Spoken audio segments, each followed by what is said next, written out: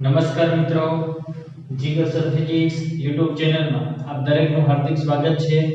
જો તમે લોકો મારી આ ચેનલ લાઈક, શેર અને સબસ્ક્રાઇબ ના કરી હોય તો ઝડપથી કરી નાખો તથા તમારા મિત્રો, સગા સંબંધીઓ અને સ્નેહીજનોને કહો મારી આ ચેનલ લાઈક, શેર અને સબસ્ક્રાઇબ કરે તથા તમારા WhatsApp ગ્રુપ, Facebook ગ્રુપ અને WhatsApp સ્ટેટસમાં વિડિયોની લિંકને શેર કરો જેથી લાઈક, શેર અને સબસ્ક્રાઇબ વધુ મળે. ચાલો મિત્રો, ધોરણ 12 ચેપ્ટર નંબર 6 વિદ્યુત ચુંબકીય પ્રેરણ એમાં આગળ વધી. છેલ્લે આપણે અન્યોન્ય પ્રેરકત્વની બે વ્યાખ્યાઓ અને બે એકમ વિશે ચર્ચા કરી. એવી જ રીતે હવે આપણે આત્મ પ્રેરણની બે વ્યાખ્યાઓ અને એના બે એકમ વિશે ચર્ચા કરવાની. બરાબર? તો જોઈએ આપણે આત્મ પ્રેરણ એટલે શું? આત્મ પ્રેરકત્વની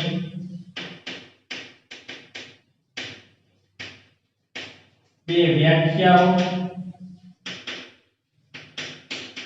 અને બે એકમો જણાવો.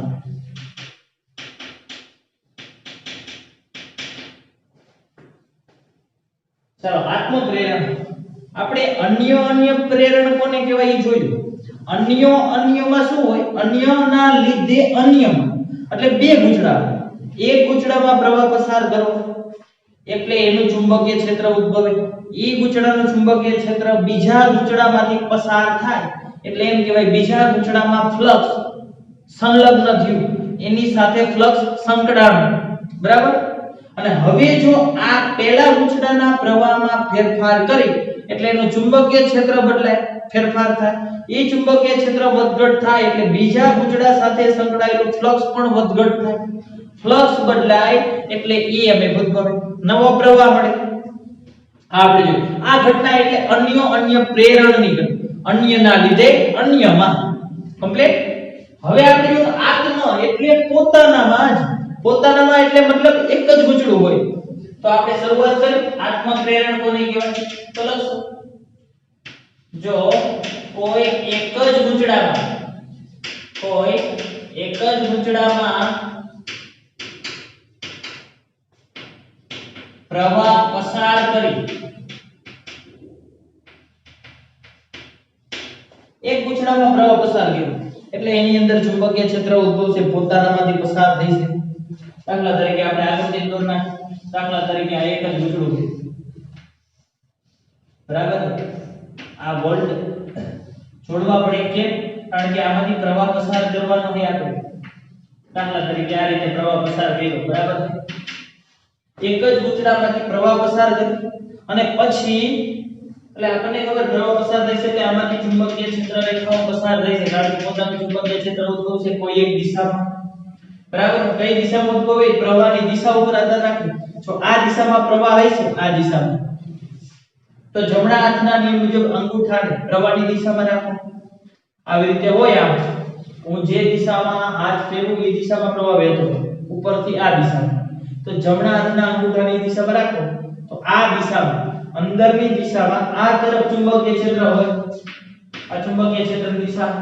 તો ચુંબકીય ક્ષેત્ર ઉત્પન્ન કરીએ તો B ઉત્પન્ન થાય એટલે કે તેની સાથે ચુંબકીય ફ્લક્સ,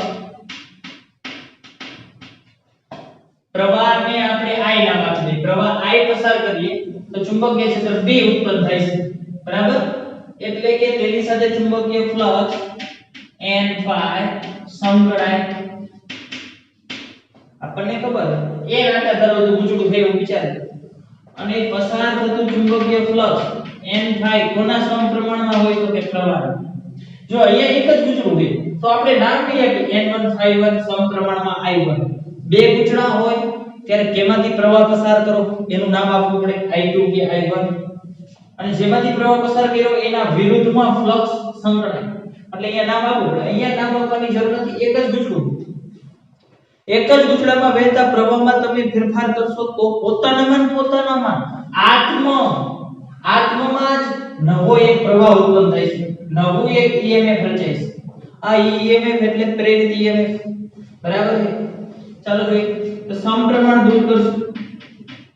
ચાલો સમપ્રમાણ દૂર કરી તો અચળાંક મૂકી પ્રેરકત્વનો અચળાંક. પણ પ્રેરકત્વ બે પ્રકારના હોય, આત્મ અને અન્યોન્ય. બે ગૂંચળાની વાત થાય તો એમ મુકાય, અન્યોન્ય પ્રેરકત્વ. એક જ ગૂંચળું હોય તો L મુકાય. એટલે આપણે લખશું જ્યાં L એટલે આત્મ પ્રેરકત્વ,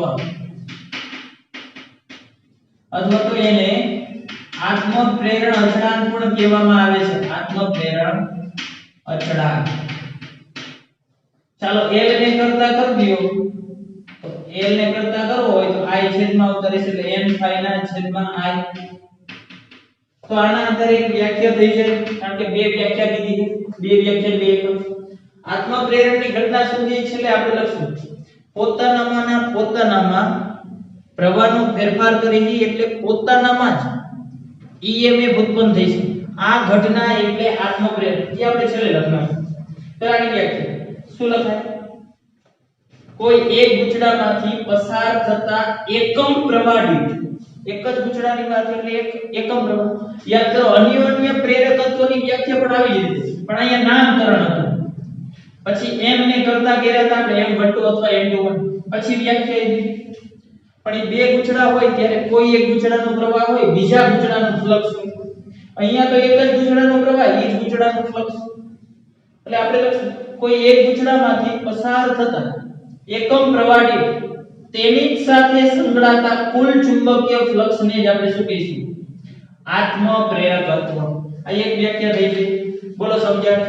એકદમ ઈઝી વ્યાખ્યા, એકદમ. જેવી રીતે અન્યોન્યની વ્યાખ્યા આવડે તો તમને આવડી જ જાય. અહીંયા m ની જગ્યાએ આપણે l મૂકી દીધી. ઓલામાં નામ આપતા હતા 1 2 1 2 એમ. અહીંયા નામ નો આપવાનું, એક જ ગૂંચળું.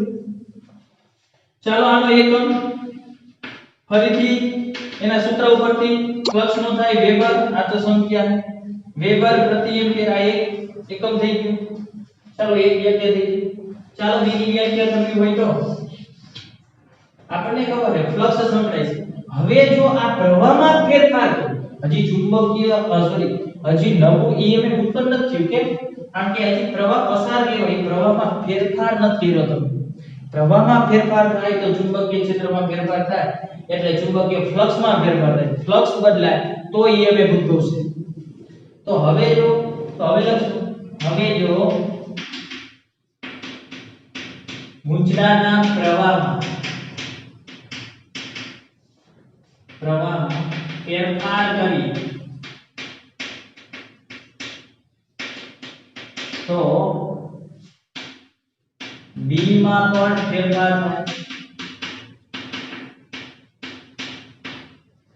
અને તેથી ચુંબકીય ફ્લક્સ પણ બદલાય અથવા એમાં પણ ફેરફાર થાય. અને ચુંબકીય ફ્લક્સમાં ફેરફાર થાય, ચુંબકીય ફ્લક્સ બદલાય, તેથી પોતાનામાં જ આ જ પોતાનામાં જ પ્રેરિત EMF ઉદ્ભવશે, જેને આત્મ પ્રેરિત EMF કહે છે.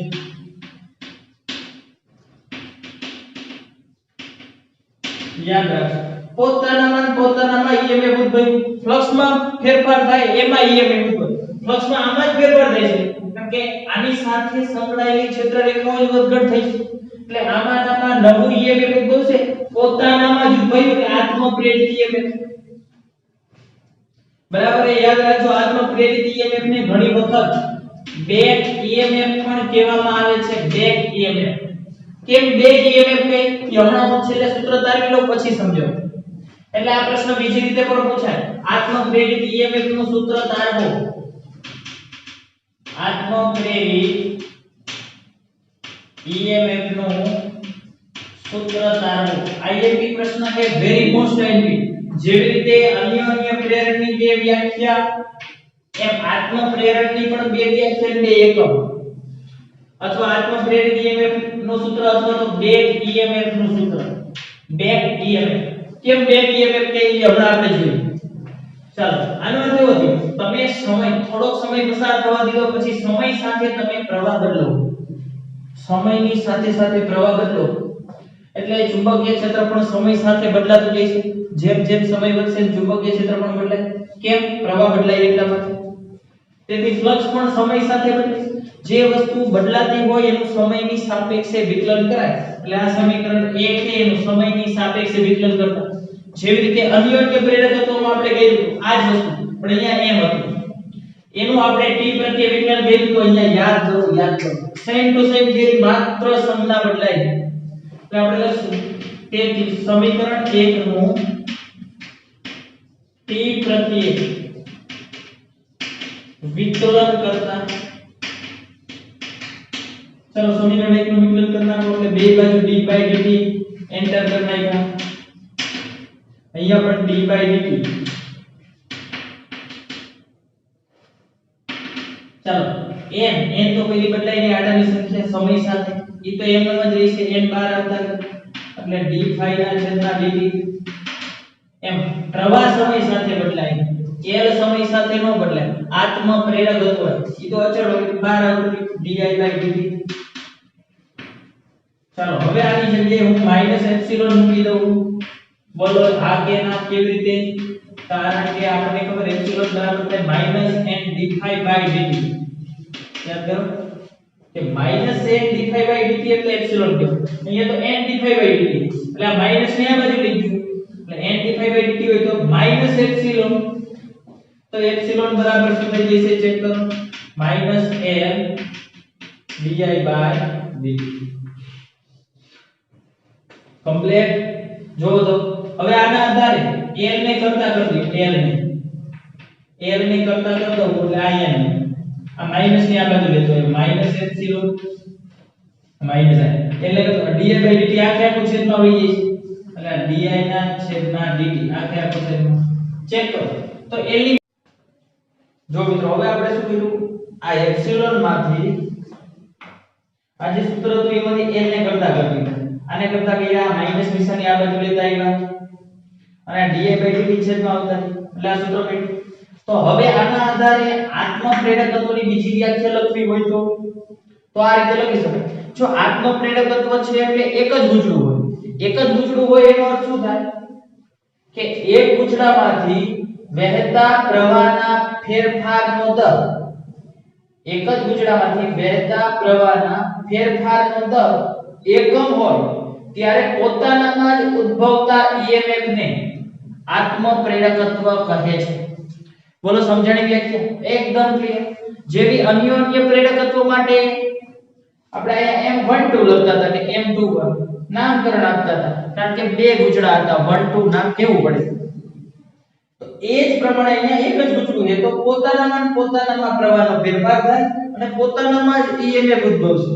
તો એ EMF ને આપણે શું કહીશું આત્મ પ્રેરકત્વ. કમ્પ્લીટ. તો આ બીજી વ્યાખ્યા થઈ ગઈ. આના આધારે એનો બીજો એકમ શું થશે? ચાલો બીજો એકમ આના આધારે વોલ્ટ પર એમ્પિયર પર સેકન્ડ. પણ આ છેદનો છેદ ઉપર લઈ જાય કે વોલ્ટ ઇન્ટુ સેકન્ડ પર એમ્પિયર અથવા તો હેનરી પણ કહી શકાય. બરાબર. હેનરી નામના વૈજ્ઞાનિકની યાદમાં રાખેલો. ચલો આગળ આપણે બીજી વ્યાખ્યા જોઈ હતી. બરાબર છે.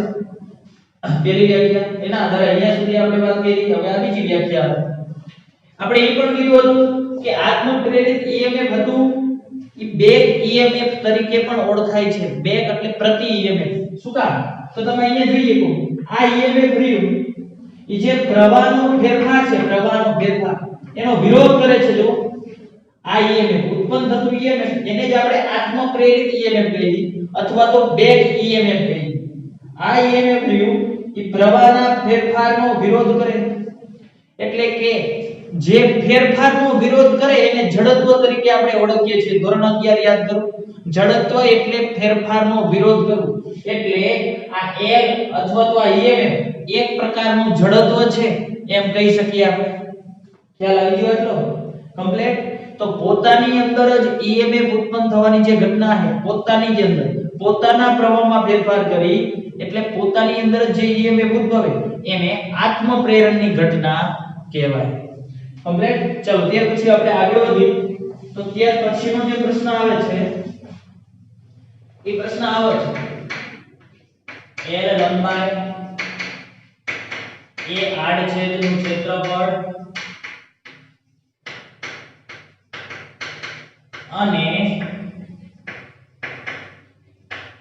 એકમ લંબાઈ દીઠ આંટાની સંખ્યા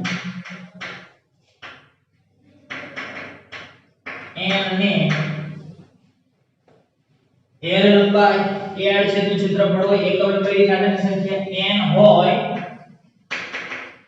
તેવા લાંબા સોલેનોઇડ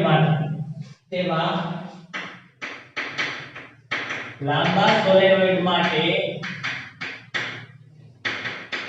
આત્મ પ્રેરકત્વનું સૂત્ર મેળવો.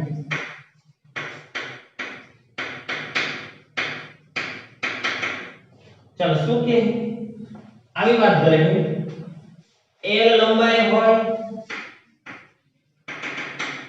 ચલો L લંબાઈ હોય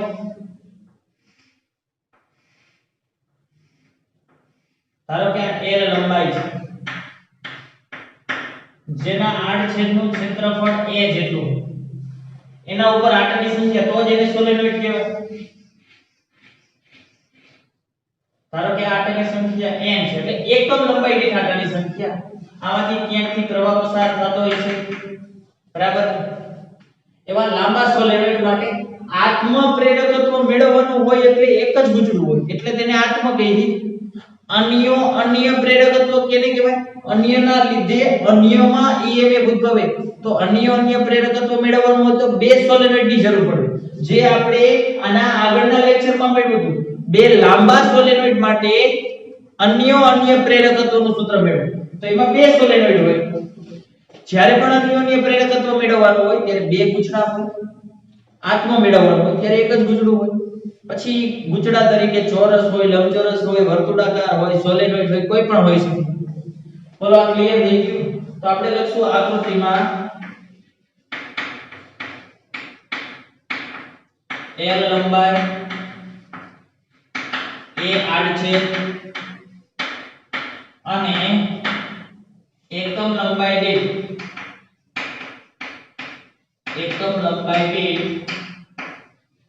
આંટાની સંખ્યા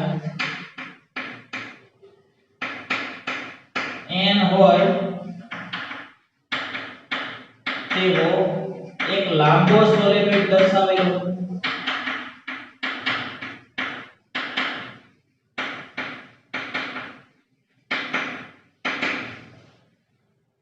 ચલો આ લાંબા સોલેનોઇડ નો અર્થ શું થાય? લાંબા સોલેનોઇડ નો અર્થ એવો થાય કે એની જે લંબાઈ છે ત્રિજ્યાની સરખામણીમાં ઘણી બધી મોટી. આ જે ત્રિજ્યા છે એની સરખામણીમાં લંબાઈ ખૂબ મોટી એટલે તો એને લાંબો સોલેનોઇડ કહેવાય. ચાલો આત્મ પ્રેરકત્વ મેળવવું હોય તોય ભલે, અન્ય પ્રેરકત્વ મેળવવું હોય તોય ભલે, ગમે તે વસ્તુ હોય, સોલેનોઇડ હોય, ગુંચડું હોય, વર્તુળાકાર ગુંચડું, કોઈ પણ વસ્તુ આત્મ કે અન્ય મેળવવું હોય એટલે આપણે શરૂઆત હંમેશા ફ્લક્સ સમપ્રમાણમાં પ્રવાહથી કરી, પછી સમપ્રમાણ દૂર કરી, આત્મા હોય તો L મૂકી, અન્ય હોય તો M મૂકી, અને અન્ય હોય તો નામ આપવા પડે. પછીની આગળની પ્રવિધિ શું છે? આગળની પ્રવિધિ એટલી છે n phi ની વેલ્યુ મેળવી લઈ અને એને આ જ સમીકરણમાં મૂકી દીધો એટલે એમાંથી L અથવા M ને કરતા કરી દો એટલે એનું પ્રેરકત્વ મળી જાય. આ જ પદ્ધતિથી આપણે આગળ વધવાનું. કોઈ પણ માટે તમને પૂછે, ચાલો તો આપણે લખશું અહીં ધારો કે સોલેનોઇડ માંથી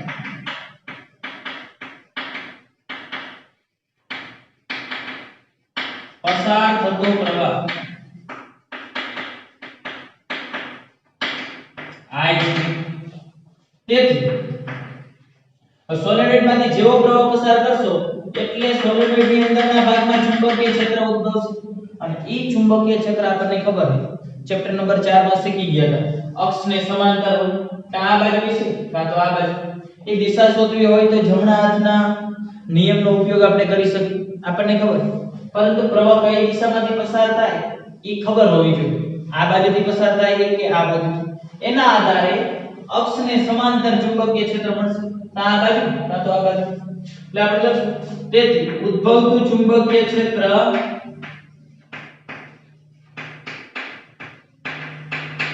B છે. જો એક જ ગૂંચળું હોય તો નામ આપવાની જરૂર નથી, I1 B1 કે 1 2. બે ગૂંચળા હોય ત્યારે જ નામ આપવા પડે. અને તેથી પોતાની સાથે હવે આમાંથી પ્રવાહ પસાર થયો એટલે આમાંથી ચુંબકીય ક્ષેત્ર રેખાઓ પસાર થઈ છે. એટલે પોતાનામાંથી પસાર થઈ ચુંબકીય ક્ષેત્ર રેખાઓ તો પોતાની સાથે કંઈક ફ્લક્સ સંકળાણું એમ કહેવાય. ચુંબકીય ક્ષેત્ર રેખાઓ પસાર થાય એટલે એમ કહેવાય પોતાની સાથે કંઈક ફ્લક્સ સંકળાયેલું છે. તેથી પોતાની સાથે સંકળાતું ફ્લક્સ,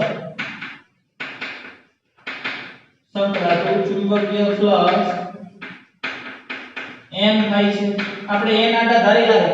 જો એક આંટો આપેલો હોય તો n બરાબર 1 લઈ લેવાનો. બાકી શરૂઆત તો આપણે અહીંયા જ કરી. n આપ્યા તો n થાય સમપ્રમાણમાં I. એક જ છે એટલે નામકરણ ન. ચાલો સમપ્રમાણ દૂર કરી દે. n થાય બરાબર l. એક જ ગૂંચળું હોય ત્યારે આપણે આત્મ મૂકી, આત્મ પ્રેરકત્વ એટલે લખવું પડશે જ્યાં l બરાબર આત્મ પ્રેરકત્વ અથવા તો એને કહેવાય આત્મ પ્રેરણ અચળાંક.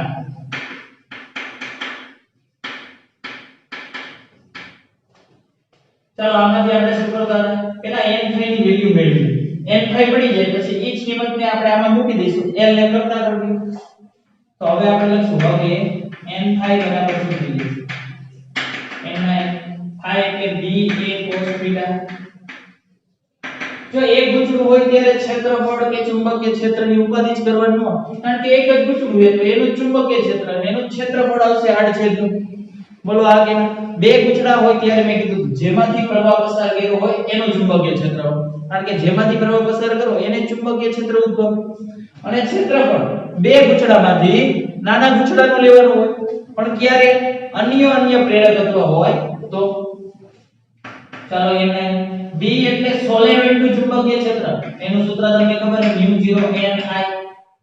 આડછેદનું ક્ષેત્રફળ a જ કીધું હતું એટલે આપણે a નું a રહેવા દીધું. બાકી તમે πr² પણ લખી શકો, પણ અહીંયા આપણને ક્ષેત્રફળ આપી દીધું a લેવાનું છે. બાકી નો કીધું હોય તમે πr² મૂકો તો જરાય ખોટું નથી. બરાબર છે. cos 0 થઈ જશે, ચેક કરો. કારણ કે θ બરાબર 0 ડિગ્રી ચેક કરો. ચાલો ચુંબકીય ક્ષેત્ર ધારો કે આ દિશામાં છે, અક્ષને સમાંતર રહેશે આ ફિક્સ વાત. તો આ બાજુ છે કાં તો આ બાજુ, ધારો કે આ બાજુ તો આડછેદનું ક્ષેત્રફળ પણ બહાર રૂપે છે, લંબ રૂપે બહાર કરો. આ રીતે છે સોલેનોઇડ, આનું આડછેદનું ક્ષેત્રફળ તો લંબ રૂપે બહાર કરો. a પણ આ દિશામાં, b પણ આ દિશામાં, બે એક દિશામાં cos 0. પણ આ કિંમત શું થઈ ગઈ આપણે લખવું પડશે જ્યાં b એટલે સોલેનોઇડ નું ચુંબકીય ક્ષેત્ર.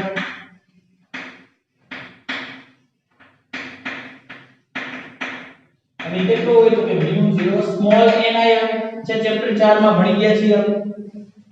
ચલો તો અહીંયા n5 બરાબર આ રીતે મેળવ્યું. હજી મારે કિંમત મૂકવી છે બીજો બરાબર n.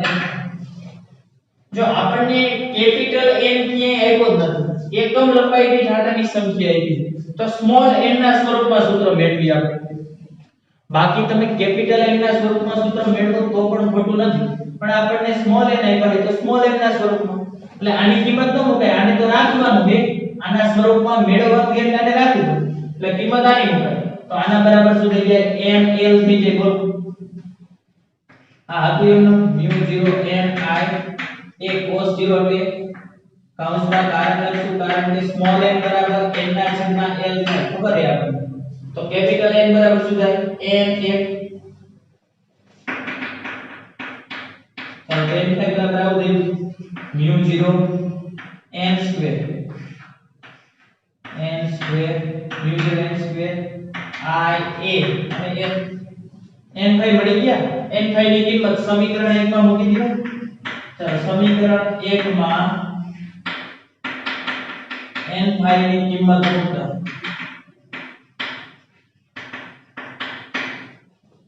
બોલો ક્યારે જો ચાલો આ કિંમતને સમીકરણ 1 માં મૂકી દો. એટલે n5 પેલા લખી નાખો. n5 બરાબર ક્યારે n5 બરાબર આ કિંમત લઈ મૂકી દો μ0 n2 i al બરાબર li i કેન્સલ થઈ ગયા l નું સૂત્ર મળી ગયું બરાબર μ0 n2 al એટલે એની લંબાઈ હતી જે સોલેનોઇડના આત્મ પ્રેરકત્વનું સૂત્ર છે જે સોલેનોઇડના આત્મ પ્રેરકત્વનું સૂત્ર છે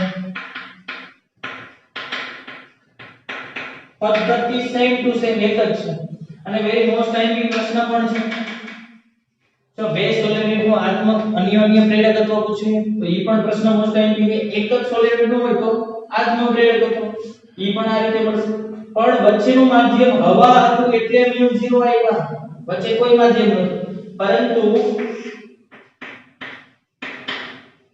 માધ્યમ માટે એટલે બીજા કોઈ પણ માધ્યમ માટે ખાલી માધ્યમ માટે શૂન્યાવકાશ હોય હવા હોય તો એના માટે આ સૂત્ર તો બીજું કોઈ માધ્યમ હોય તો માધ્યમ માટે આ સૂત્ર શું થઈ જશે આવું થઈ જશે એ માધ્યમની જે પરમિએબિલિટી હોય એ મૂક દેવાની μ બાકી શું દેવાનું n2a n આ આત્મ પ્રેરકત્વનો l છે આ લંબાઈનો l આ ખ્યાલ આવી ગયો હજી તમે આની જગ્યાએ કિંમત મૂકી શકો μ બરાબર μ0 μr n2a2l કારણ યાદ કરો μr બરાબર μ ના છેદમાં μ0 ચેપ્ટર નંબર 5 સાપેક્ષ પરમિએબિલિટી એટલે શું થાય માધ્યમની પરમિએબિલિટી છેદમાં શૂન્યાવકાશની પરમિએબિલિટી તો μ બરાબર μ0 μr મૂકી શકો તો આ રીતે તમને આ સૂત્ર મળી ગયું જે મોસ્ટ ટાઈમની સૂત્ર એટલે આત્મ પ્રેરકત્વ મેળવવાનું હોય કે અન્યોન્ય પદ્ધતિ આ જ આવશે n5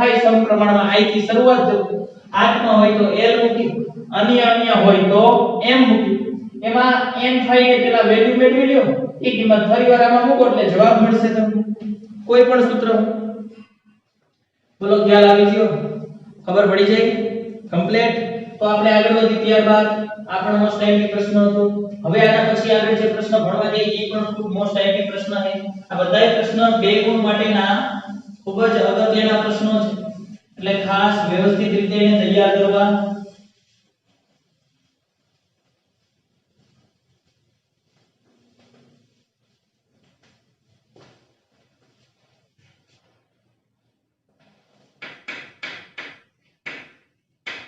ઇન્ડક્ટર એટલે શું આ પણ મોસ્ટ ટાઈમની પ્રશ્ન છે ઇન્ડક્ટરમાં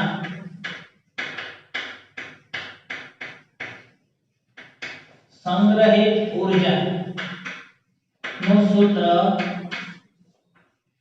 U બરાબર 1/2 Li² સાબિત કરો અથવા તો મેળવો બરાબર આ મોસ્ટ ટાઈમની પ્રશ્ન છે બે ગુણમાં પહેલી વાત તો એ કે ઇન્ડક્ટર કોને કહેવાય આપણે સમજો આપણે જે પ્રેરકત્વ બોલી ને પ્રેરકત્વ આને અંગ્રેજીમાં કહેવાય ઇન્ડક્ટન્સ અને જે ઘટક ઇન્ડક્ટન્સ ધરાવતો હોય એટલે કે પ્રેરકત્વ ધરાવતો હોય એવા ઘટકને કહેવાય ઇન્ડક્ટર એટલે આપણે એની વ્યાખ્યા લખવી તો આ રીતે લખાય પરિપથનો જે ઘટક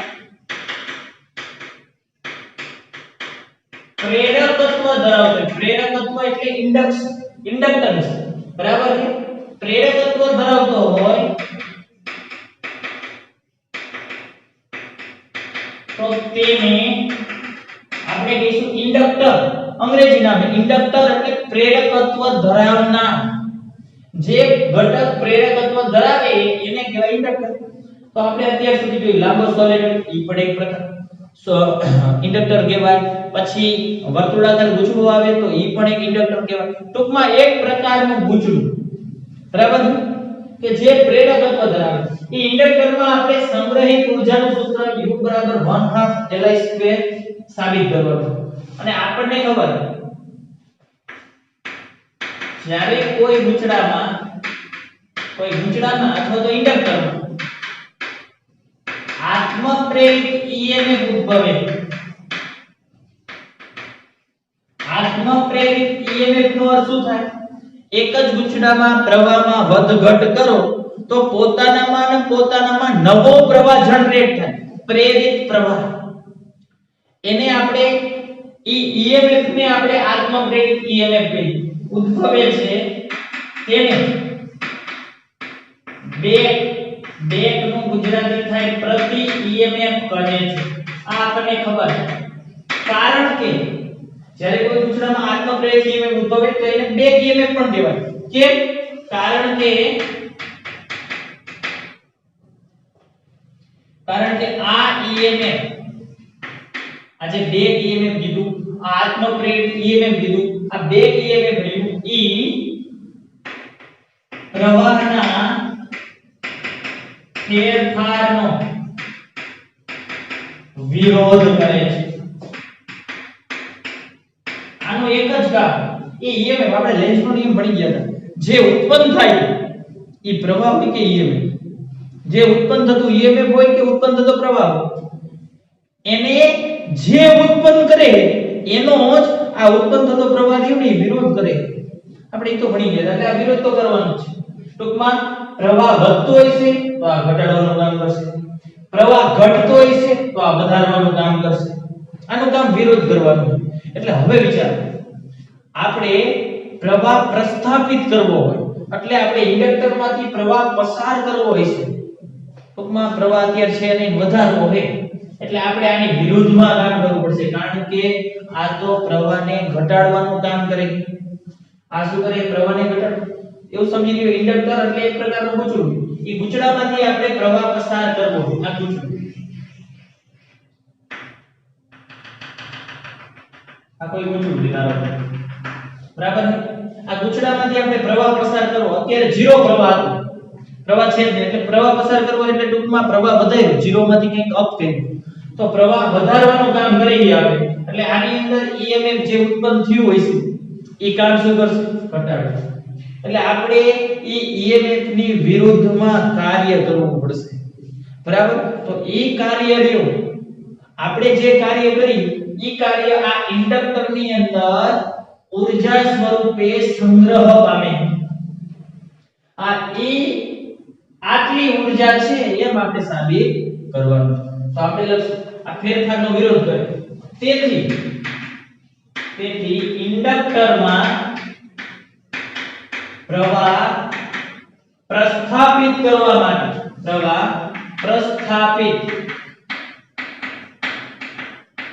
માટે આ EMF ની વિરુદ્ધમાં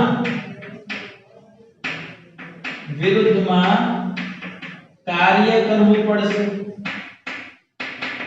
બોલો, આ EMF ની વિરુદ્ધમાં કાર્ય કરવું પડશે. કારણ કે આપણે પ્રવાહ વધારવો, 0 હતો અને કંઈક પસાર કરવો એટલે 0 માંથી વધાર્યો તો આ તો ઘટાડવાનું જ કામ કરશે. એટલે આપણે સતત ને સતત વધારે જ કરવું પડશે. એની વિરુદ્ધમાં કામ કરવું. એ ઘટાડવાનું કામ કરે, આપણે વધારવાનું કામ કરવું. તો આપણે જે કાર્ય કરી વધારવાનું, એ કાર્ય આની અંદર ઊર્જા સ્વરૂપે સંગ્રહ પામશે. કારણ કે આપણે જે કાર્ય કરી કાર્ય એક પ્રકારની ઊર્જા છે. એ ઊર્જાનો કોઈ દિવસ નાશ ન થાય, પણ આપણામાંથી ઊર્જા ઓછી તો થાય જ છે. તો એ ઊર્જા જાય કે ક્યાં? આપણે જે ઓલામાં પ્રવાહ વધારવામાં કાર્ય કરવામાં વાપરી એ આપણામાંથી ઊર્જા ઓછી થઈ ગઈ એટલે એ ઊર્જા કેમાં સંગ્રહ પામી જાય? આ ઇન્ડક્ટર ની અંદર સંગ્રહ હોય. બોલો, ફીલિંગ આવે? સમજણ પડે? તો આ કાર્ય કરવું પડશે. બરાબર છે? એની વિરુદ્ધમાં કાર્ય કરવું પડશે. અને આ કાર્ય તેમાં આપણે ઇન્ડક્ટરમાં સંગ્રહ ઊર્જા સ્વરૂપે સંગ્રહ પામશે.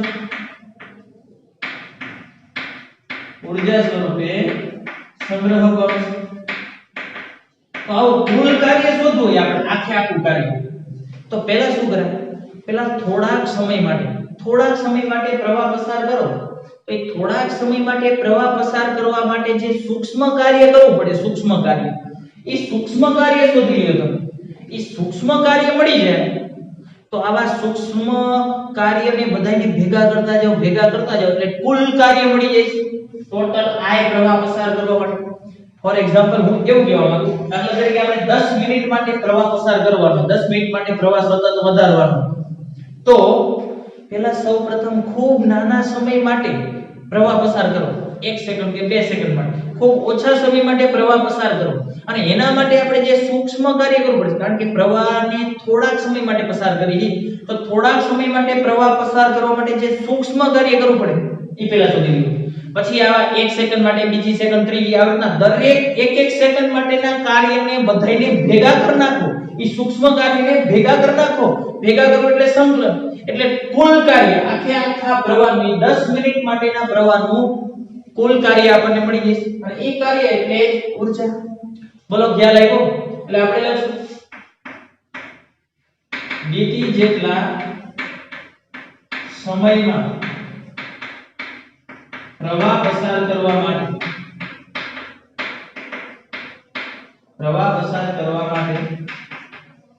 કરવું પડતું સૂક્ષ્મ કાર્ય એને dw કહીએ. કાર્યના ઘણા બધા સૂત્ર બળ ગુણ્યા સ્થાનાંતર હોય, પણ અહીંયાથી કોઈને આપણે સ્થાનાંતર કરી લઈને જ જવાનું, એટલે એ સૂત્ર તો આવશે જ. કારણ કે બળ ગુણ્યા સ્થાનાંતર કાર્ય સૂત્ર ક્યારે વપરાય? કોઈ એક જગ્યાએથી પદાર્થને બીજી જગ્યાએ લઈ જતા હોય. તો અહીંયા શું કરીશું? અહીંયા આપણે જો આ EMF ને આપણે એપ્સિલોન કહીએ, એ એપ્સિલોન નો વિરોધ કરીએ, તો કાર્યનું સૂત્ર એપ્સિલોન આવતું હોય એવું વપરાય. યાદ કરો. હા, કાર્ય એટલે પાવર ઇન્ટુ સમય થાય.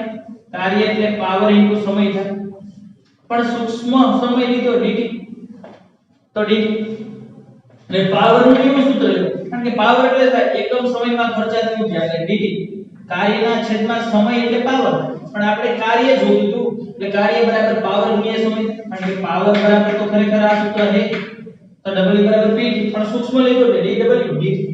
હવે પાવર નું સૂત્ર એવું લેવાય કે જેમાં EMF એટલે વોલ્ટેજ આવતો હોય, તો p બરાબર v * i. આ v * i બોલો હા કે ના? v * i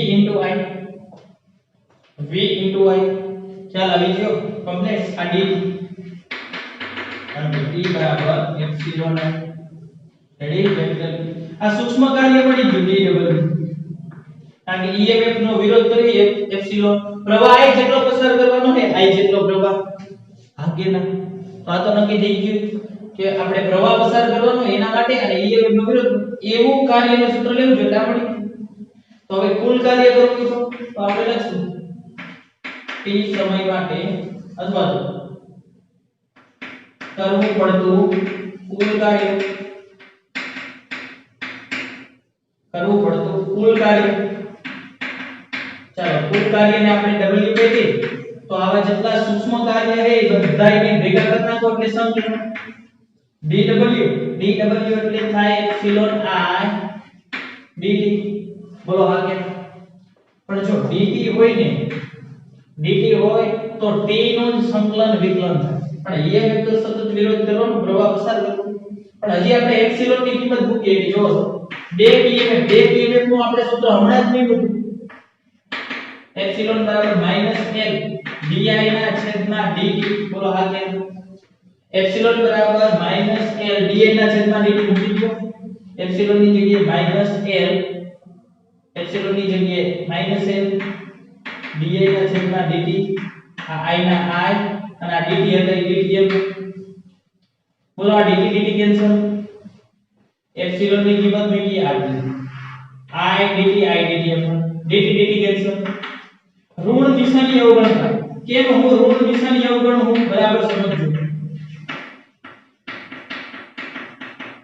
આ ઋણ નિશાની કાઢી કેમ ના, અથવા તો તમે રાખો તો પણ એનો અર્થ બરાબર જ થાય. બરાબર સમજો કેવી રીતે અર્થ એનો નીકળશે?